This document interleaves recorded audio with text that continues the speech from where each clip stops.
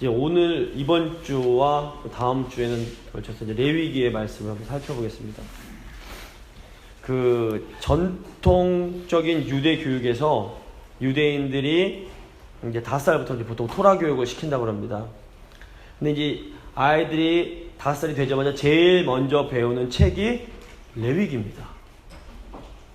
보통 레위기 하면 가장 어려운 책이라는 생각이 드시는데, 가장 어려운 책을 어린이들에게 가장 먼저 가르칩니다. 그만큼 레위기가 중요하기 때문입니다.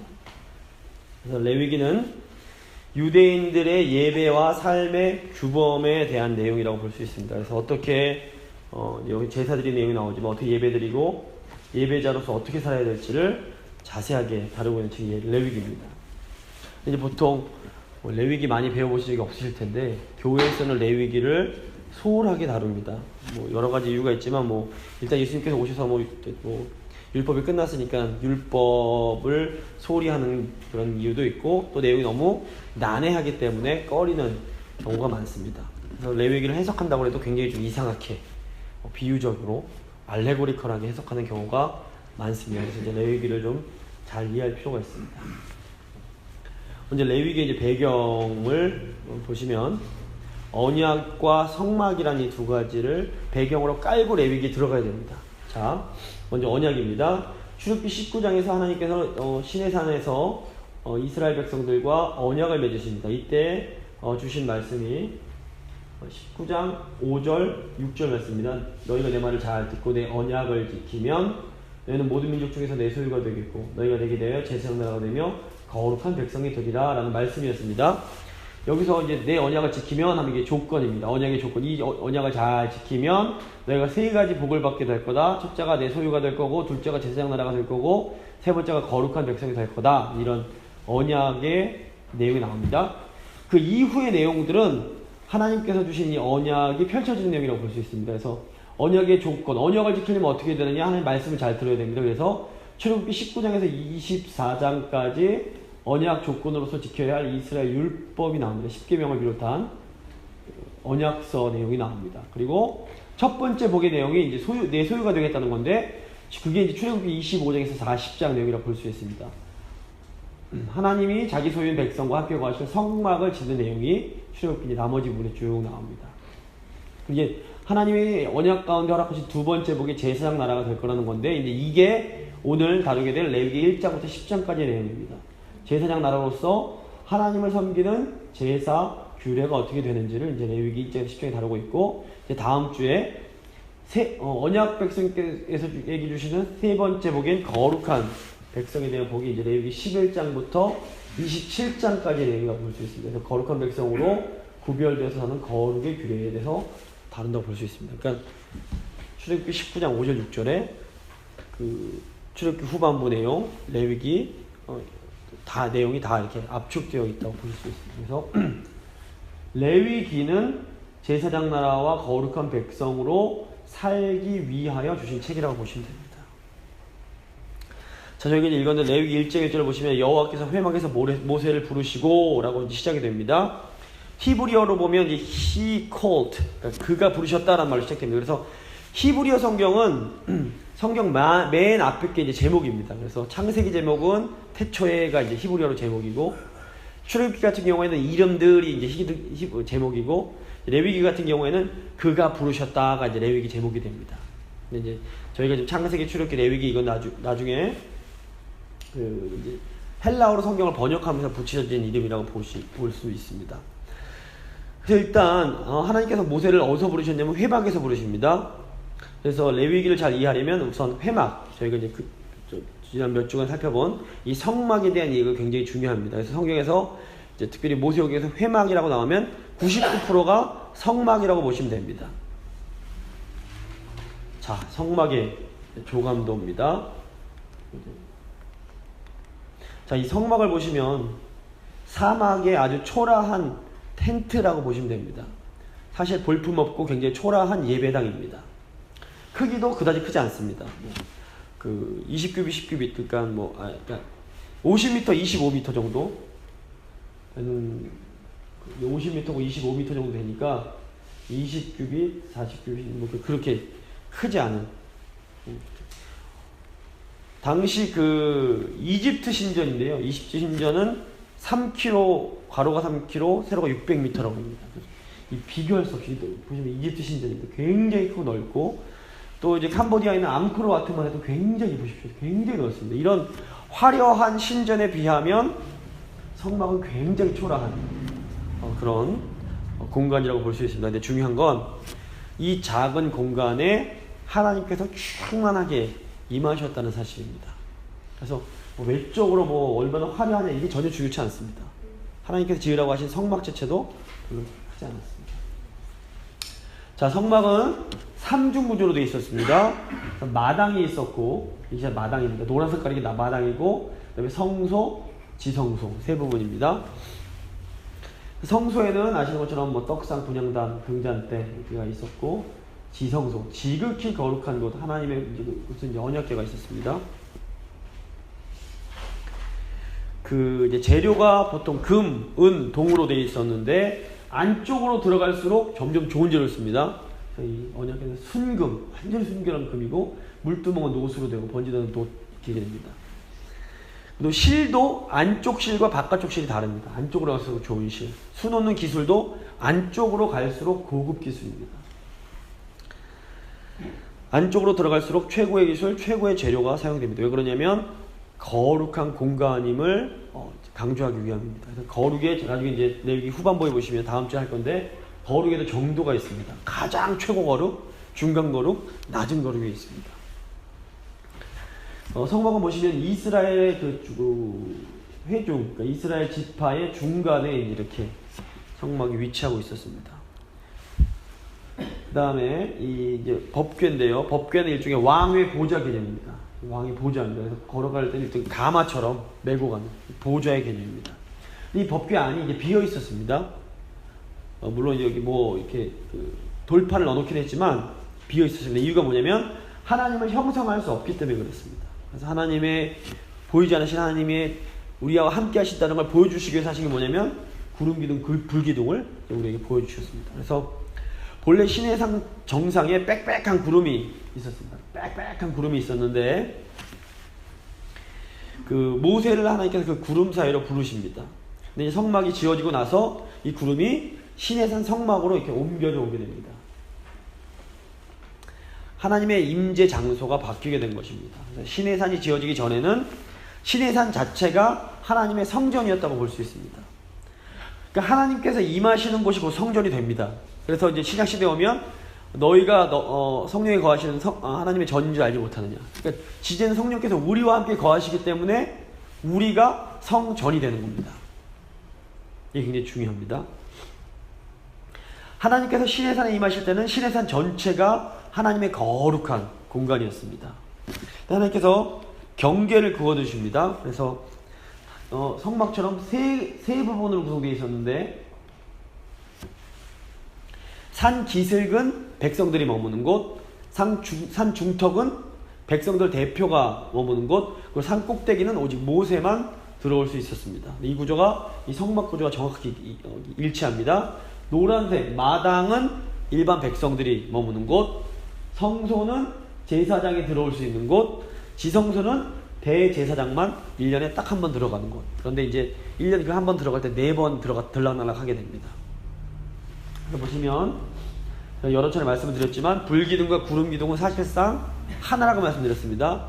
어떤 사진을 찾아보니까 2개로 그려놓은 사람도 있던데 이거 성경을 잘 못 읽어서 그렇습니다. 그래서 밤에는 출애굽기 40장 36절을 보시면 구름이 성막 위에 떠오를 때에는 이스라엘 자손이 모든 행제장팀 앞으로 나아갔고, 38절 보시면 낮에는 여호와의 구름이 성막 위에 있고 밤에는 불이 그 구름 가운데 있음을 이스라엘 온 족속이 보았더라 이렇게 되어 있습니다. 그래서 원래는 불기둥이 있는데 그게 너무 강하니까 그냥 보면 죽으니까 하나님께서 구름기둥으로 그걸 감춰주시는 겁니다.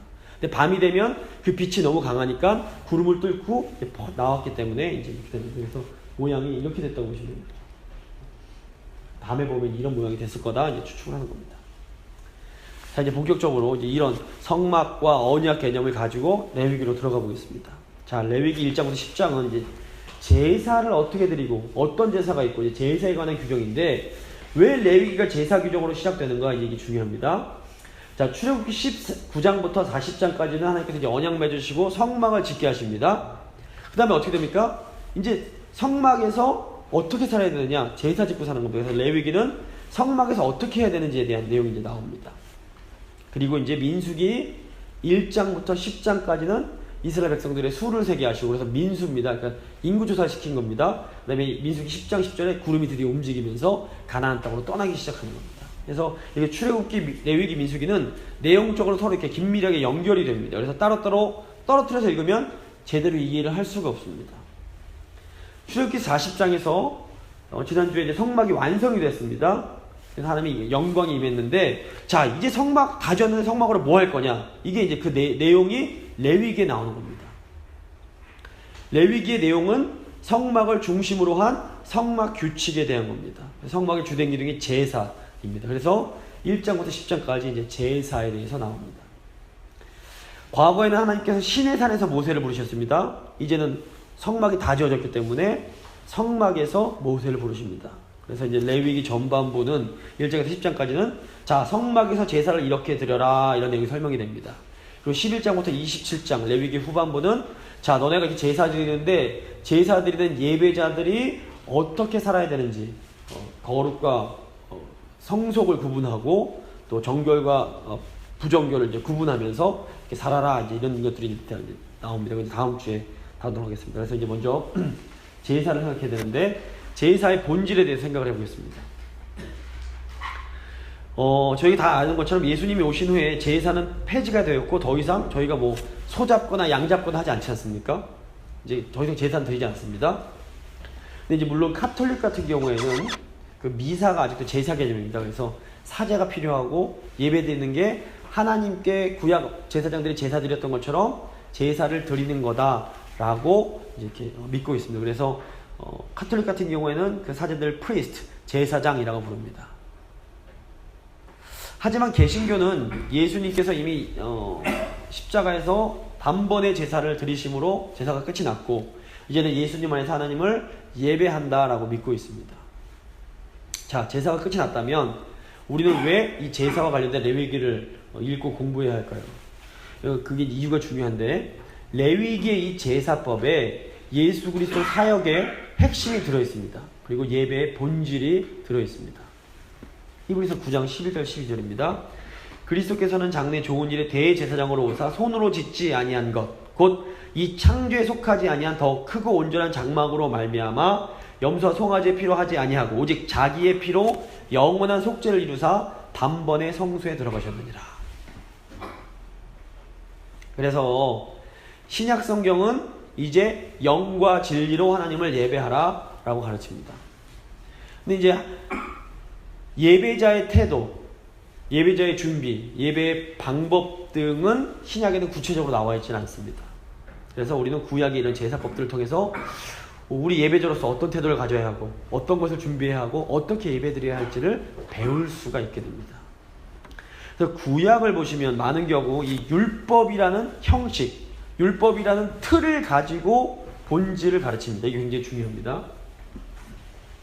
근데 반면 신약은 본질을 강조하면서 형식을 거의 언급하지 않습니다. 그렇기 때문에 저희가 레위기를 공부할 필요가 있습니다. 마태복음 5장 17절을 보시면 예수님께서 내가 율법이나 선지자, 율법이나 선지자는 구약 성경을 말합니다. 토라, 느빔, 구약 성경인데 구약 성경을 폐하러 온 줄로 생각하지 말라. 폐하러 온 것이 아니라 완전하게 하려 합니다. 그 예수님의 사역으로 율법의 그 형식, 어떻게 보면 껍데기는 폐기가 되고 이 본질, 알맹이가 완성이 됩니다. 율법의 형식인 제사와 제의, 음식법, 정결법, 제사장 제도, 성전 제도 등은 완전히 이제 폐지가 되어버렸습니다. 하지만 이 제사의 본질이라고 볼 수 있는 헌신과 예배, 또 음식법의 본질이라고 할 수 있는 거룩한 구별, 또 정결법의 본질이라고 볼 수 있는 도덕적인 순결, 또 제사장과 성전의 본질인 교회는 예수 그리스도를 통해서 더 완전해졌다고 볼 수 있습니다. 이런 껍데기, 구역에는 이런 것들을 껍데기를 통해서 이런 것들이 전달했다면 신약 시대는 이제 이런 것들은 사라졌지만 이 알맹이는 그대로 오히려 성령을 통해서 더 분명하게 우리에게 드러나게 되었다고 볼 수 있습니다. 예수 그리스도의 사역을 통해서 율법이라는 형식들은 패했지만 본질은 완성이 됩니다. 구약을 보시면 구약은 외적인 형식 속에 본질이 들어있습니다. 반면 신약은 이 본질 안에 형식이 포함이 되어 있습니다. 그래서 구약 시대에는 이 형식 자체가 굉장히 중요했습니다. 이 틀 자체에 본질이 들어있었기 때문에 틀을 함부로 바꾸면 안 됐습니다. 막 율법 조항을 함부로 바꾸나 이러면 큰일이 났습니다. 근데 예수님께서 이 틀을 오셔서 다 거두어내시고 그 안에 있는 본질을 온전히 드러내십니다. 그래서 마태복음 보시면 요즘에 저희가 강의하고 있는데 예수님께서 어떻게 보면 율법을 깨트리시는 것처럼 하면서 율법의 본질을 더 드러내시는 것을 보게 됩니다. 이런 의미에서 예수님께서 율법을 완성하셨다라고 이제 할 수 있습니다. 이제는 복음이라는 본질 안에 모든 형식이 다 들어가 있습니다. 이제는 어떤 형식이 구약처럼 고정될 필요가 없습니다. 그래서 시대와 장소에 따라서 복음이라는 본질은 다양하게 표현될 수 있습니다. 그래서 저희가 교회사 배우지만 이제 예수님 오신 후에는 예배드리는 형식이 계속 바뀌어왔습니다. 구약이라면 바뀌면 안 되는데 계속 바뀝니다. 저희 70년대 드리던 예배, 80년대 드리던 예배, 90년대, 2000년대 드리던 예배 형식이 찬양도 바뀌고 예배 형식도 바뀌고 바뀝니다. 괜찮습니까? 안 괜찮습니까? 괜찮습니다. 오늘날은 구약처럼 어떤 고정된 형식이 있는 것이 아니기 때문입니다. 그래서 뭐 제사 드리고 특정한 음식만 먹고 제사장 옷을 입고 그럴 필요가 없습니다. 그래서 우리가 가지고 있는 형식, 이제 저희 마태복음에서 새 포도주는 새 부대에 담으라고 그러셨는데 이 형식은 우리가 갖고 있는 어떤 껍데기는 본질을 잘 표현하고 드러내기 위해서 변할 수 있고 또 때로는 변해야만 합니다. 그래서 오늘날에는 어떤 형식을 가지고 끝장보자 할 필요는 없습니다. 그래서 뭐 교회에 피아노가 있으면 되냐 안 되냐 이런 것 때문에 싸울 이유가 없습니다. 그래서 뭐 예전에는 뭐 사실 교회사 때 했지만 뭐 오르간을 쳐도 되느냐 안 되느냐 이것 때문에 막 싸우고 막 난리가 났었는데 이럴 필요가 없습니다. 서로 그냥 존중하면 됩니다. 그래서 보시면 형식이 율법, 제사, 의식, 또 희생제물, 또 성전 이런 것들이라면 본질은 사랑, 은혜, 복음의 정신이라고 볼 수 있습니다. 그래서 구약의 제사를 공부할 때에는 이 제사라는 형식이 우리에게 어떤 의미, 어떤 영적이고 신학적인 메시지를 주는가에 초점을 맞출 필요가 있습니다. 그리스도께서 구약의 모든 제사를 다 성취해 주셨기 때문에 우리가 더 이상 소나 뭐 양이나 염소를 잡아서 바칠 필요는 없습니다. 그럼에도 불구하고 왜 하나님께서 우리에게 레위기를 읽으라고 하실까요? 레위기의 그 제사가 지니고 있는 중요한 영적 교훈 때문입니다. 비록 형식은 바뀌었지만 이제 끝이 났지만 그 안에 담겨있는 정신, 율법의 정신, 율법의 교훈은 변하지 않고 영원한 것이기 때문입니다. 저희는 레위기의 제사를 통해서 굉장히 중요한 교훈을 얻을 수 있습니다. 그래서 예수님께서 구약의 제사 의식, 그 제의라고 하는 영어로 리추얼이라고 하는데 이 제의 전체를 사중적으로 대체해버리십니다. 보시면 제사에 4가지 요소가 있습니다. 제사 드리려면 제사장이 필요하고요. 제물이 필요합니다. 그리고 제사 드리는 장소에 성전이 필요하고 또 이제 절기가 필요합니다. 예수님께서는 대제사장이 되어주심으로 제사장을 대체하시고 또 스스로 희생제물이 되심으로 제물을 대체하시고 또 스스로 성전이 되어 오심으로 이 성전을 허물어 내가 사흘 만에 다시 짓겠다. 예수님께서 성전을 또 대체해버리시고 또 예수님께서 안식일의 주인이 되심으로 안식일과 모든 절기를 대체해버리셨습니다. 구약 백성들이 하나님을 예배하려면 제사장도 필요하고 제물도 필요하고 성전도 필요하고 절기도 다 필요했습니다. 하지만 신약 백성들은 이거 모든 걸 다 예수님께서 한 번이 다 대체하셨기 때문에 예수 그리스도 안에서 하나님을 예배하면 됩니다. 그러니까 오늘날 하나님을 예배하기 위해서 우리에게 필요한 유일한 수단은 예수 그리스도 한 번뿐입니다. 이게 굉장히 중요합니다. 그래서 저기 언약 백성이 이제 그 구약의 언약 백성 이스라엘이 있고 새 언약 백성, 신약의 언약 백성인 교회가 있는데 예수님을 통해서 교회가 이 구약의 이스라엘 백성을 대체하게 됩니다.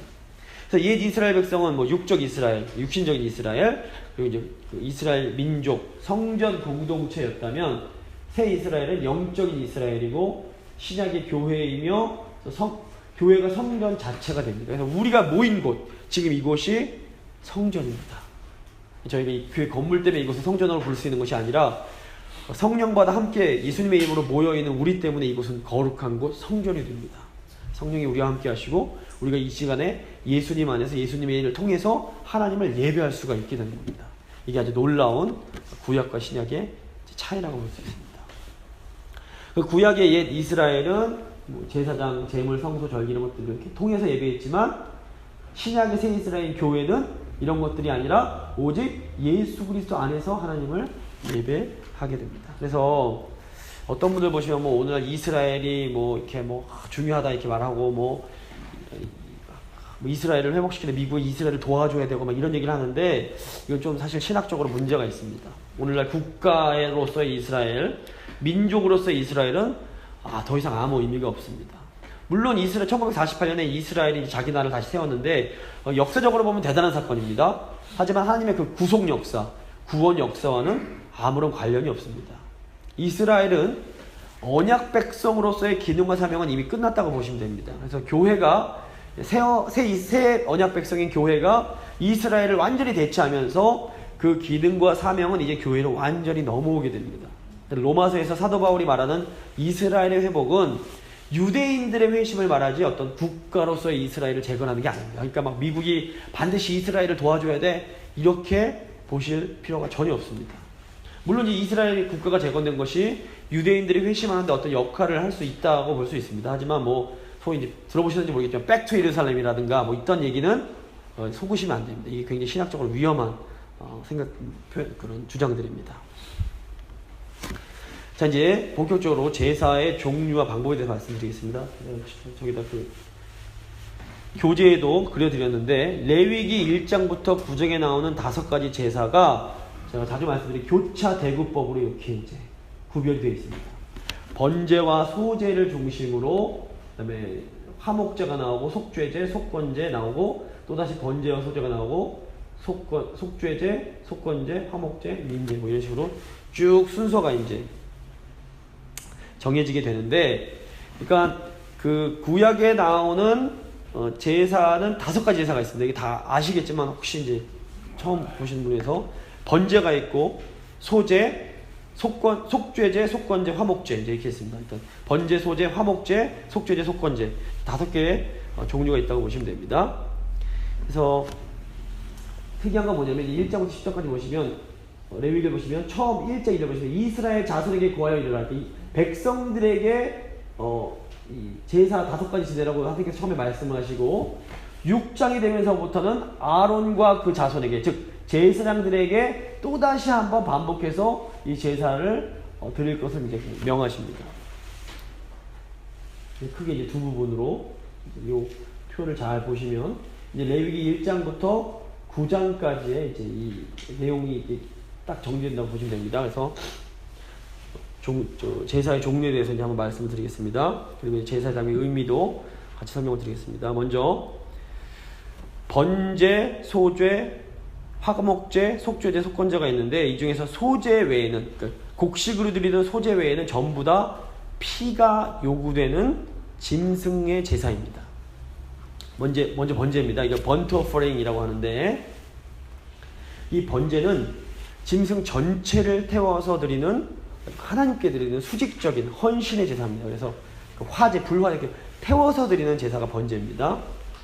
이거는 그 제사가 또 크게 2가지로 자원에서 드리는 제사가 있고 반드시 의무적으로 드려야 하는 제사가 있는데 속죄제, 속건제는 의무제입니다. 하지만 번제, 소제, 화목제는 자원제입니다. 자원에서 드리는 제사입니다. 그래서 이 번제는 자원하는 제사로서 자기의 죄에 대해서 하나님께 드리는 죄라고 볼 수 있습니다. 그래서 중요한 게 뭐냐면 번제는 반드시 그 전부를 다 태워드려야 됩니다. 이건 뭔 의미냐? 온전한 헌신입니다. 다 태워드려야 됩니다. 그리고 냄새로 하나님께 연락이 됩니다. 여기서 이제 보면 나오지 않죠. 가죽은 벗겨서 제사장에게 수고비로 줍니다. 가죽을 안 태우는 건 뭐냐면 실질적인 이유에서 가죽이 잘 타지 않기 때문에 그렇습니다. 연기만 많이 나고 가죽이랑 같이 되면 다른 부분도 안 타기 때문에 가죽은 벗겨서 제사장한테 드리고 나머지 부분은 싸그리 다 태웁니다. 창세기 15장을 보시면 아브라함이 번제를 드리는데 잘못 이게 태우니까 냄새가 막 나서 솔개가 날아드는 내용이 나옵니다. 그래서 저희가 어떻게 생각해야 되냐면 이제 이게 저희가 영적인 의미를 얻을 수 있는데 우리가 하나님을 예배할 때 어떻게 드려야 됩니까? 온전히 다 태워드려야 됩니다. 다 태워서 올려드려야 됩니다. 이거 완전히 태워지지 않으면 냄새가 나고 예배드리는 장소에서 냄새가 납니다. 거기에 솔개도 몰려들고 파리떼도 끼어들 수 있습니다. 사무엘상 보시면 리브가가 아니라 한나가 이제 제사 드릴 때 한나의 남편인 엘가나가 제사 드릴 때 분인나가 제사 드리지 않았기 때문에 더 못돼지는 걸 볼 수 있어요. 그러니까 예배 드리는 것 자체가 중요한 게 아니라 예배 드릴 때 온전한 마음으로 드리지 않으면 오히려 예배 드릴 때 더 악한 게 많이 끼일 수 있습니다. 굉장히 무서운 내용입니다. 다 태워드려야 된다. 요거 좀 생각하시면 될 것 같고요. 그다음 소제, 이건 grain offering이라고 부릅니다. 유일한 곡식 제사입니다. 이건 하나님의 선하심과 공급하심에 대해서 감사하는 제사입니다. 그러니까 가난한 사람들이 번제 드리고 싶은데 돈이 없으니까 대신 드리는 제사라고 볼 수 있습니다. 다양한 곡식가루로 이제 종류가 있는데 화덕에 보시면 화덕에 구워서 드리거나 철판에 굽거나 냄비에 구운 것으로 이제 드릴 수가 있었습니다. 중요한 것은 하나님께 드린 곡식은 처음 익은 것으로 드려야 했고 또 고운 가루로 드려야 했으며 누룩 없이 드려야 했고 대신 소금과 기름, 그러니까 올리브 기름이나 향유를 넣어야 했습니다. 그러니까 올리브 기름이나 향유는 향기로운 냄새를 위한 겁니다. 그러니까 제사에서 중요한 건 향기입니다. 하나님께 향기를 연락하시기 때문입니다.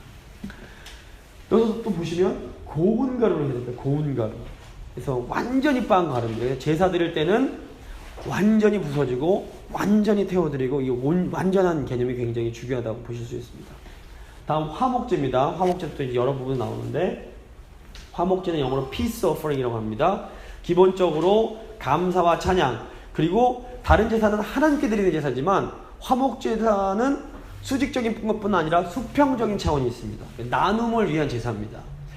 화목제만은 다 드리는 게 아니라 제물의 일부만을 화제로 드리고 남은 부분을 제사장과 예배자가 함께 나누어 먹습니다. 그래서 하나님 앞에서 이 중보자, 그러니까 제사장들과 예배자가 화목한 그런 교제를 나누고 감사하는 제사, 이게 화목제입니다. 여기서 이제 보시면 기름과 피는 먹지 말 것이 강조가 됩니다. 이제 골로새서 보시면 예수님은 우리의 화목 제물이 되십니다. 그래서 예수님 이제 보시면 이 제사가 다 예수님께 속해지는데 예수님께서는 자신이 스스로 완전히 태워진 번제이기도 하시고 완전히 빠여진 소제이기도 하시면서 동시에 우리를 화목케 하신 화목제이기도 하십니다. 화목제물이기도 하십니다. 화목제. 그로 말미암아 자기와 화목하게 되기를 기뻐하십니다라고 되어 있습니다. 다음 이제 네 번째 제사는 속죄제입니다. 이거 영어로 sin offering이라고 합니다. 속죄제는 아까 말씀드린 것처럼 자원한에서 드리는 제물이 아니라 의무적으로 반드시 드려야 하는 제사입니다. 이때도 고의로 지은 죄가 아니라 실수로 이렇게 어긴 하나님의 그런 명령을, 말씀을 어긴 그런 죄에 대해서 용서받기 위해서 드리는 죄입니다.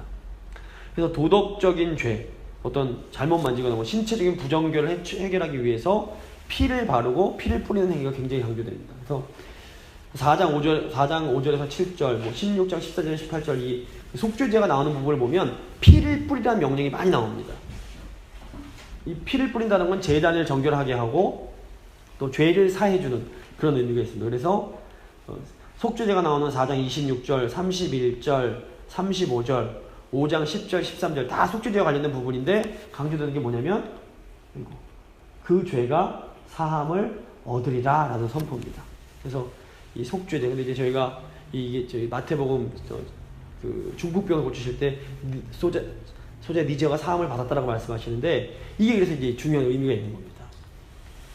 원래 이스라엘에서 이 유대인들이 죄 사함 받으려면 속죄제 드려서 제사장이 다 피 뿌린 후에야 네 죄가 사함 받았다라고 선언을 듣게 됩니다. 근데 예수님은 그냥 아무 일도 안 하시고 그냥 네 죄가 사함 받았다라고 선포를 하시니까 유대인들이 깜짝 놀라는 겁니다. 이거 뭐야 이렇게 되는 겁니다. 근데 예수님께서 이미 자신이 다 성전이기도 하시고 제물이기도 하시고 대제사장이기도 하시고 그러시기 때문에 담대히 네 죄가 사함 받았다고 선포를 하실 수 있었던 겁니다. 자, 이제 보시면 이 속죄제 같은 경우에는 속죄제가 굉장히 중요합니다. 그래서 많은 부분이 나오는데 동물의 피와 기름을 뺀 나머지를 진 밖에서, 그러니까 아까 제가 12지파 진을 보여드렸는데 진 밖에서 태우게 됩니다. 레위기 4장 11절 12절을 보시면 12절 부분, 그 송아지의 전체를 진영 바깥 재버리는 곳인 정결한 곳으로 가져가 불로 나무에서 사르되 곧 재버리는 곳에서 불사를 지니라. 속죄제는 진 바깥에서 태워버립니다. 이게 중요합니다. 그런데 이게 그리스도의 예표가 됩니다. 히브리서 13장 10절 12절을 보시면 우리에게 제단이 있는데 장막에서 섬기는 자들은 그 제단에서 먹을 권한이 없나니 11절 이는 죄를 위한 짐승의 피는 대제사장이 가지고 성소에 들어가고 이 다음입니다. 그 육체는 제물의 육체는 영문 밖에서 불사릅니다. 영문 밖, 진 밖에서 불사른다는 겁니다. 12절 그러므로 예수도 자기 피로서 백성을 거룩하게 하려고 성문 밖에서 고난을 받으셨으니까 예수께서 십자가가 성문 밖 영문 밖에서 십자가 지셨는데 이것이 속죄제였기 때문에 그렇다고 이제 히브리서 기자가 설명을 하고 있는 겁니다. 예수님께서 우리의 죄를 사해 주시기 위하여 성문 밖, 영문 밖에서, 진 밖에서 속죄 제물로 드려지신 겁니다. 그 다음 속죄제가 또 굉장히 중요한 게 뭐냐면 속죄제는 굉장히 자세하게 4장부터 이제 5장까지 나오는데 제사장은 속죄제 어떻게 드리고 회중은 어떻게 드리고 족장은 뭘 드리고 이렇게 하나하나 다 지시를 해주십니다. 보시면 제사장이 이렇게 숫송아지 제일 값지고 비싼 거 드려야 되고 회중 뭐 전체니까 이것도 숫송아지. 그 다음에 이제 족장은 부족이 12지파 족장은 조금 단계가 낮아져서 순염소 드리면 되고 평민은 암염소나 암 어린 양을 드리면 됩니다. 그런데 이제 가난해서 힘이 어린 양도 못 드리는 사람들은 산비둘기나 집비둘기 드려야 됩니다. 예수님 그래서 12절 정결 규례할 때 뭐 드리셨죠? 비둘기로 드렸죠. 그만 얼마큼 가난하셨다는 걸 의미합니다. 그런데 중요한 건 5장 11절부터 힘이 비둘기에 미치지 못하는 자가 또 있습니다. 이런 사람들은 곱게 빠른 가루로 이제 곡물 가루로 속죄제를 드리라고 이제 하십니다. 이게 굉장히 중요한 의미가 있습니다. 하나님께 나갈 때는 뭔가 정성이 필요합니다. 그래서 뭐 소를 잡든 양을 잡든 뭔가 가지고 나가야 됩니다. 그런데 너무 가난해서 뭐 비둘기조차 드릴 수 없는 사람들 같은 경우 어떡하냐? 오라는 겁니다. 그래서 기름 안 넣은 고운 가루를 가져갑니다. 근데 제가 아까 말씀드렸지만 제사의 핵심은 뭐냐면 향기입니다. 그래서 기름을 넣는 건 향기를 잘 나게 하기 위해서입니다. 그런데 하나님께서 지금 기름 안 넣어도 된다는 겁니다. 기름도 비싸니까. 그냥 가루만 태워도 내가 받겠다라는 겁니다. 그러니까 기름과 유향을 안 넣은 건 향기가 안 나기 때문에 어떤 의미에서 제물로서 전혀 가치가 없습니다.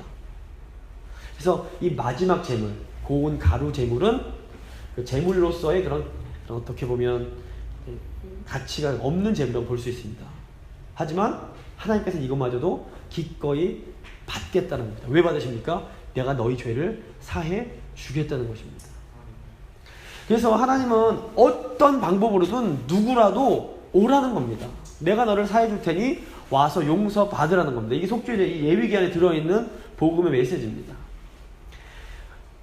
내가 너희를 속죄하리라. 그냥 내게로 와라. 가루라도 가지고 와라. 네 모습 그대로 와라. 내가 너를 용서해 주겠다라는 것입니다.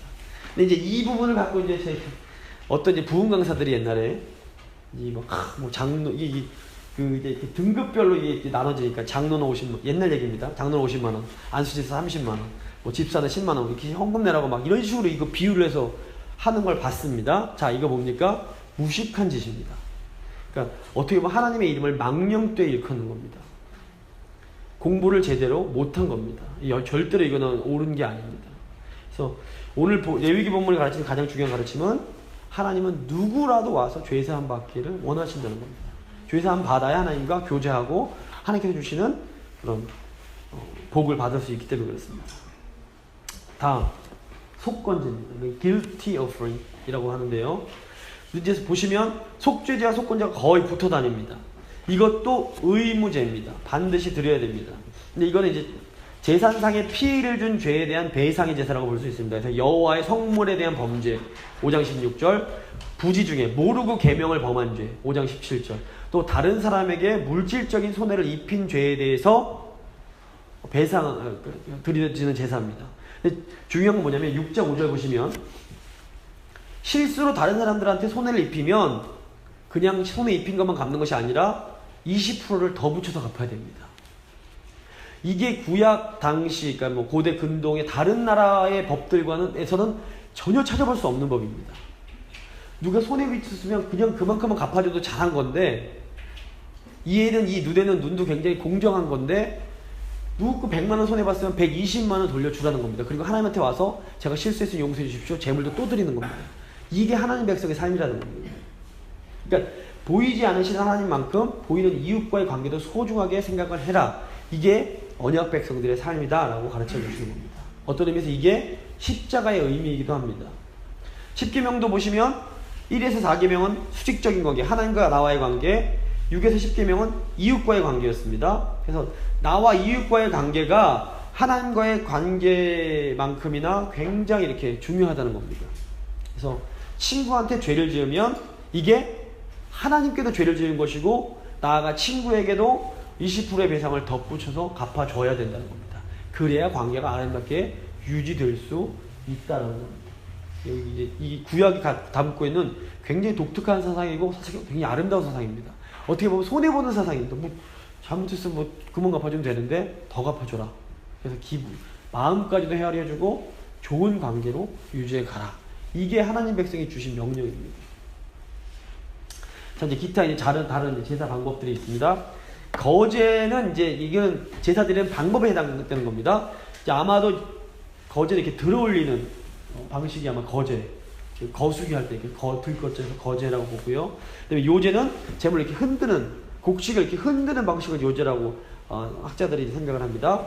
그리고 이제 전제라는 게 나오는데 이제 이게 옛날 성경에는 관제라고 이제 했습니다. 그래서 술이나 기름을 다른 재물 위에 붓는 방식으로, 이것도 이제 향기의 효과가 있습니다. 그래서 더 좋은 향이 나기 때문에 이렇게 세 가지 거제적인 방법, 요제, 전제, 태워드리는 화제가 이제 있었습니다. 이제 고대에 이제 저희가 이제 밥 먹을 때 뭐 밥이랑 국이 있는 것처럼 이스라엘 사람들에게는 반드시 포도주가 있었습니다. 근데 이 포도주가 요즘 나오는 것처럼 이렇게 부드러운 이 포도주가 아니라 되게 걸쭉한 그 즙들이 이제 이런 거였습니다. 근데 이제 그 제사 드릴 때 포도주와 독주, 기름을 같이 부었습니다. 근데 여기서 또 이제 독주하면 요즘 생각하면 독주하면 어떻게 떠오르십니까? 위스키, 소주 이런 거 떠오르실 텐데 그 성경 시대에는 그런 독주는 없었습니다. 담글 기술도 없었고 여기서 독주는 뭐냐면 밀로 빚은 어떻게 보면 막걸리 같은 그런 술을 이제 독주라고 불렀습니다. 그래서 그 당시 이스라엘의 주 산물이 과일은 포도였고 곡식은 밀이었습니다. 그래서 포도주로도 이제 술을 담그고, 왜냐면 오래 먹을 수 있도록 물이 귀하다 보니까 독일에서 맥주 먹는 것처럼 이스라엘 사람들 뭐 술을 좋아해서라기보다는 포도주로 담궈서 먹고 밀로도 담가서 오래 이제 먹을 수 있도록 이제 그런 음료로서 사용했던 겁니다. 그것도 이제 레위기 1장 2절 보시면 여호와께 예물을 드리려거든 할 때 이 예물이 히브리어로 고르반입니다. 많이 들어보셨죠? 신약에서 예수님께서 고르반 말씀하셨는데 당시 이제 하나님께 드리는 봉헌물이 두 가지 있었습니다. 하나는 제단 위에 올리는 제물과 제단에 올리지 않는 제물이 있었습니다.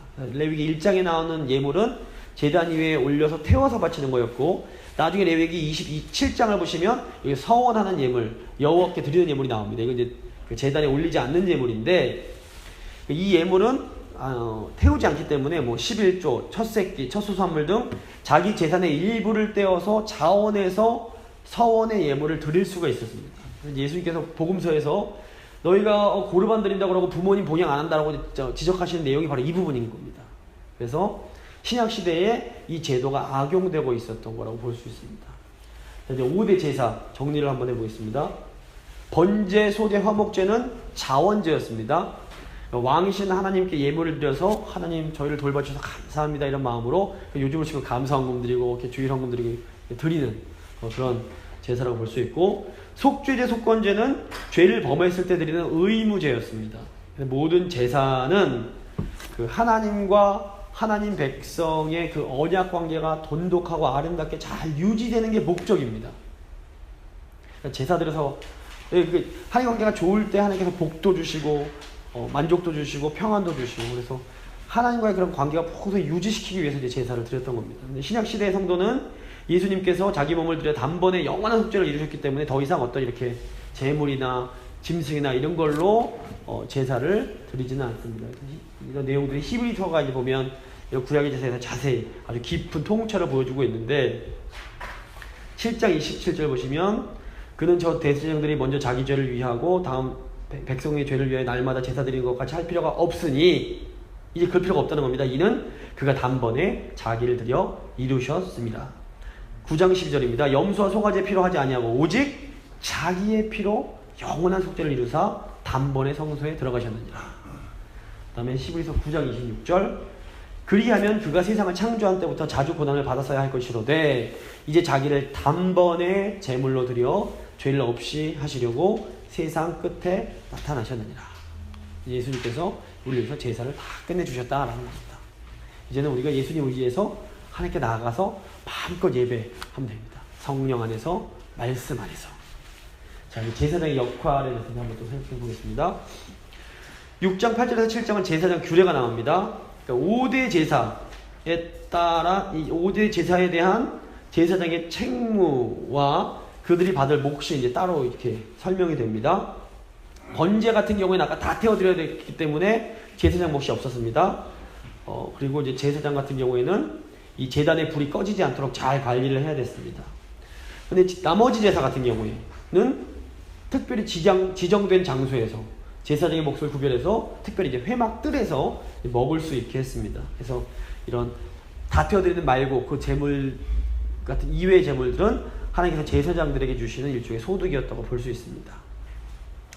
8장을 보시면 제사장 위임이 나옵니다. 이게 굉장히 중요한 의미가 있는데 하나님께서 이제 명하신 출애굽기 29장에 보시면 하나님께서 이제 제사장 위임 어떻게 하라 이렇게 명령을 하시는데 그 내용이 그대로 아론과 그의 아들들이 일주일 동안 회막문 앞에서 머무르면서 제사장으로 위임을 받게 됩니다.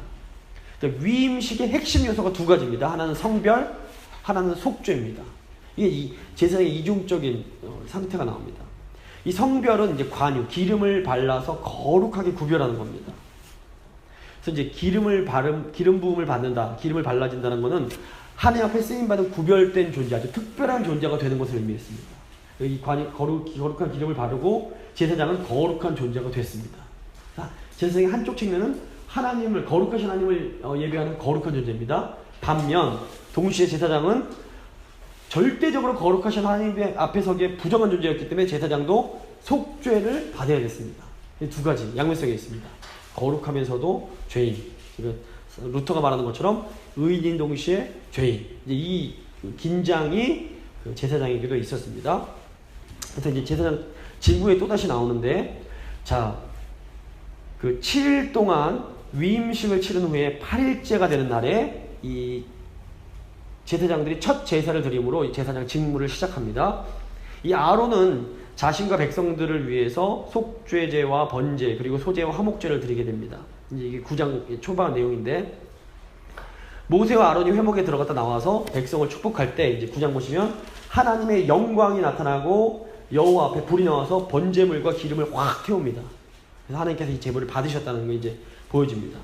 이렇게 9장에서는 아론과 그 아들들이 위임을 아주 성공적으로 하고 제사장 직무를 이행해서 하나님의 영광이 임하고 막 축제 분위기로 끝이 납니다. 그런데 10장에 오면서 어떻게 되냐면 아론의 두 아들 나답과 아비후가 다른 불을 가져와서 직무를 잘못하게 해서 죽음을 당하게 됩니다.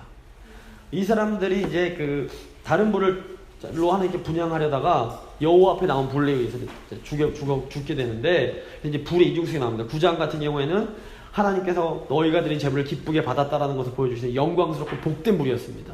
제물을 태우는 불. 하지만 10장의 불은 여호와께서 치시는 심판의 불이었습니다. 그래서 이 제사장으로 하나님을 섬긴다라는 것은 굉장히 놀라운 특권입니다. 하지만 이것은 동시에 잘못하면 죽음으로 값을 치러야 할 만큼 아주 무거운 책임을 요구하는 그런 직분이기도 합니다.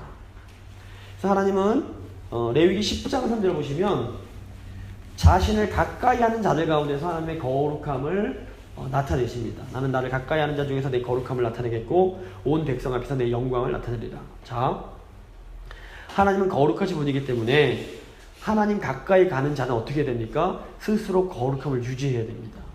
그리고 하나님의 거룩함이 손상되지 않도록 굉장히 주의해야 합니다.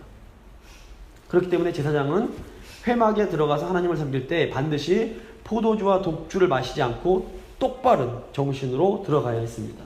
그래야 거룩하고 속된 것을 구별하고 부정한 것과 정한 것을 온전히 구별해서 하나님을 온전히 섬길 수 있었기 때문입니다. 이것이 그러니까 정한 것과 부정한 것, 거룩한 것과 속된 것을 구별하는 것이 어떻게 보면 제사장의 가장 중요한 임무였다고 볼 수 있습니다. 다음 주에 이게 나옵니다. 레위기 10장 8절 보시면 너와 내 자손들이 회막에 들어갈 때 포도주나 독주를 마시지 말라 그 말씀을 하고 계십니다. 자, 이게 이제 우리에게 중요한 건 우리에게 주는 의미인데 제사장이 그랬는데 이제 우리가 무슨 상관이지? 하나님께서 언약 백성에 주신 사명이 뭐냐면 제사장 나라가 되는 사명입니다. 그래서 제사장 나라의 사명을 받은 이스라엘 백성들 그리고 신약의 교회인 우리가 이 제사장에 관한 교훈을 보면서 기억해야 할 것들이 있습니다. 언약 백성들은 제사장 나라로서 정한 것과 부정한 것, 그러니까 깨끗한 것, 클린, 언클린을 하나님 보실 때 위생에 관련된 게 아닙니다. 하나님 보실 때 깨끗한 것과 깨끗하지 못한 것을 구별할 줄 알아야 되고 하나님 보실 때 거룩한 것과 속된 것을 구별할 수 있어야 합니다. 그러니까 이게 굉장히 중요한 우리의 이제 역할이라고 볼 수 있습니다. 이걸 하지 않으면 잘못하면 죽을 수 있습니다. 이 죽음이라는 게 뭐 육체적 죽음이 될 수도 있지만 영적으로서 하나님께서 주시는 생명을 경험하지 못하는 이제 이게 늘 깨어서 사도 바울이 성령 충만하라고 그러니까 술 취하지 말라 이는 방탕한 것이니 오직 성령의 충만함을 받으라. 제사장은 취하면 안 됐습니다. 우리가 제사장의 역할을 해야 되기 때문에 술 취하지 말라는 겁니다. 이게 뭐 술 마시지 말라 이런 차원이 아니라 어떻게 보면 정신 똑바로 차리고 하나님이 기뻐하시는 것과 기뻐하시지 않는 것, 거룩한 것과 거룩하지 않던 것 잘 구별하면서 살라는 것입니다. 자, 이제 제사장의 이제 레위기 1장에서 10장에 나오는 제사 규례의 결론을 말씀드리겠습니다. 제가 이게 지난 출애굽기 마지막 할 때도 했었는데 이거 보면 좀 신의 산입니다. 쭉 이런 과정이 있고 맨 마지막에 말씀 주시고 하지만 백성들이 부정적인 반응을 보이고 하지만 하나님께서 또다시 말씀을 주시고 언약이 체결되면서 하나님의 영광이 신의 산 위에 임하게 됩니다. 그 다음에 성막 내용, 출애굽기 후반부 똑같습니다. 성막입니다. 이렇게 말씀을 주시고 하지만 백성들은 우상을 숭배하고 하지만 하나님 또다시 언약을 갱신하시고 성막을 복원한 후에 하나님의 영광이 성막에 임하게 됩니다. 그런데 이제 레위기를 보시면 또 똑같은 패턴이 이어집니다. 말씀을 주시고 그런데 10장에서 또 범죄가 일어납니다.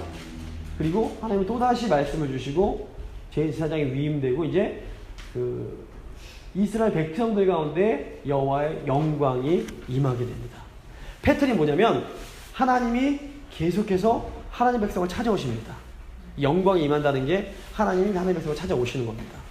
하나님이 찾아오시려고 이렇게 이제 말씀을 먼저 주시는데 말씀 주실 백성들이 감사합니다 기쁨을 받지 않고 항상 보시면 부정적으로 두려워하거나 우상 숭배하거나 범죄를 행합니다. 그럼 우리가 하는 것 같아서 에라 그래 집어쳐라 하실 텐데 그렇지 않고 또다시 말씀 주시고 또다시 은혜를 베푸시고 끝끝내 결국에는 여호와의 영광이 우리에게 임하십니다. 그리고 중요한 건 점점 더 가까이 처음에는 시내산 꼭대기 그 다음엔 성막 그 다음엔 백성들 가운데 임하고 그 다음에 신약에 오면서 어떻게 됩니까? 요한복음 1장 보시면 예수님이 직접 몸으로 우리 가운데 오십니다. 그 다음에 어떻게 됩니까? 성령을 통해서 우리 안에 아예 들어가 버리십니다. 그러니까 성경 66권의 내용이 뭐냐면 하나님께서 점점 계속해서 우리를 찾아오시고 우리에게 오시고 우리와 함께 하시기 원하시는 겁니다. 하나님의 영광이 우리 가운데 나타나시길 원하시는 겁니다. 그게 이제 하나님 우리에게 원하시는 모습이라고 볼 수 있습니다. 레위기가 이렇게 쉽지 않지만 오늘 1에서 10장까지 이제 대충 이렇게 배우셨으니까 아마 다시 한번 이거 기억하시면서 읽어보시면 훨씬 더 이해가 잘 되실 겁니다. 그리고 다음 주에 11장부터 27장까지 할 건데 그것도 이제 중요한 내용이 많이 이제 들어있습니다. 그래서 레위기가 쉽지 않지만 그럼에도 불구하고 굉장히 보석 같은 책이라는 거 기억하시고 좋을 것 같습니다. 한번 같이 기도하겠습니다.